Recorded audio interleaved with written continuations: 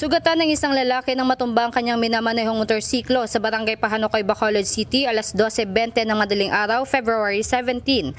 Bigla po kaming tinawagan ng DRMO sa isang insidente at agad naman po naming nirespondihan kahit medyo malayo po yung distansya po namin sa insidente. Ayon sa 49 anyos na motorcycle rider, pabalik na sana ito sa isang kasiyahan nang matumba ang minamanehong motorsiklo sa kalsada. Wala namang ibang nasugatan sa aksidente. 653 sa likod yung tawabi sa konserpon ge latawada pege masisara.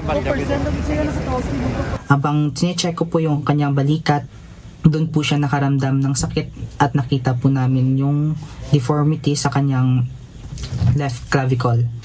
Dahil po sa maraming tao sa scene, minabuti po naming i-treat yung pasyente sa loob ng rescue vehicle para wala pong istorbo at makapag-cause ng danger pa sa pasyente. Nagtamo din ng gasga sa kaliwang balikat, kamay, tuhod at binti ang pasyente. At doon na po namin nilapatan ng paunang lunas ang mga injury nito. At nang makita po namin ang mga sugat nito, nilapatan po namin ito ng paunang lunas, nilagyan po namin ng gasa at nilinisan ang kanyang mga sugat. At nilagyan na din po namin ng underarm sling yung kanyang injury para mabawasan po yung sakit na nararamdaman ng pasyente. Hindi na pag-iwas, sir. Sir. Asahin mo kamot, may kapit yung mo kamot sa kamala. Hindi ko rin sir makakita saya kakabot. Ay dara nga part nga nalampos ko.